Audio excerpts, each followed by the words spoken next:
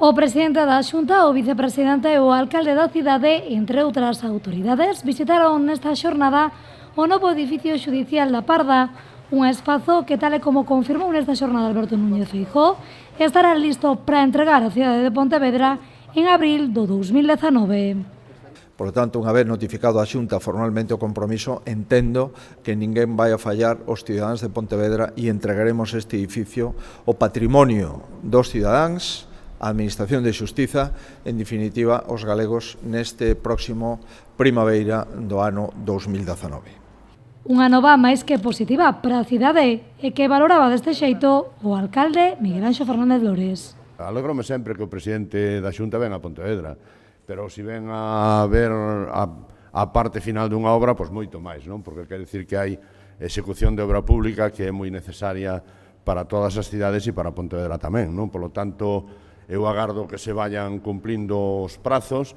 independentemente de que o problema non vai ser un mes máis ou un mes menos, non? O importante é que temos xa resolto, teóricamente, eu creo que sí, os espacios para a Administración de Xustiza na capital da provincia por moitos anos, non? E iso é unha alegría. Un edificio que contará cunha superficie de 21.000 metros cadrados, contará con 28 unidades xudiciais e cun investimento por parte do Goberno galego de 21 millóns de euros. A superficie xudicial en Pontevedra son 16.000 metros cuadrados. Unha vez que entregamos este edificio, chegaremos a máis de 37.000 metros cuadrados. Significa, por lo tanto, que temos espazo dabondo, espazo para crecer, espazo para dignificar o traballo da xustiza na cidade de Lérez e que estamos pois moi contentos de poder, lóxicamente, nesta legislatura finalizar o compromiso.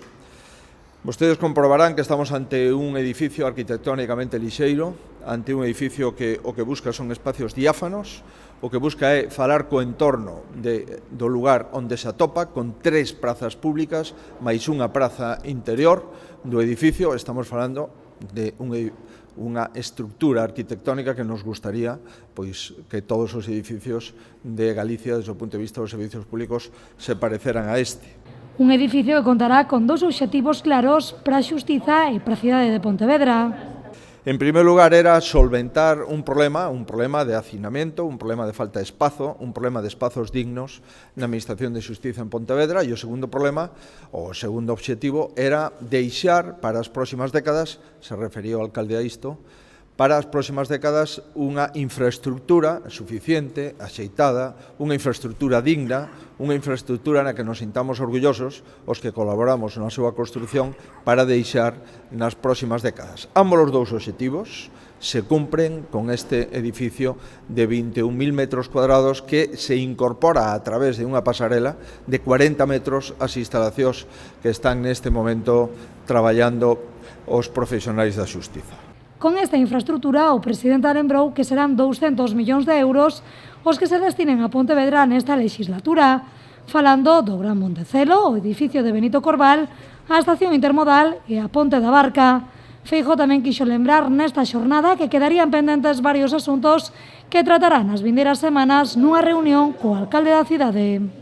Hai outras obrigas e compromisos que temos coa cidade e coa súa corporación, a variante de Alba, o saneamento da ría, o pabillón da Ximnasia e a residencia de maiores, que tamén son proxectos comprometidos nesta legislatura e que están avanzando en función do grado de madurez de cada un deles. Terei ocasión de falalo co alcalde nas próximas semanas como está minuto resultado de cada un dos compromisos que temos coa cidade de Pontevedra. O presidente lembrou nesta xornada que esta obra do novo edificio xudicial da Parda forma parte do plan de infraestructuras xudiciais que con 100 millóns de euros se propuxo dotar as cidades galegas de edificios xudiciais modernos, funcionais e con equipamentos tecnolóxicos necesarios.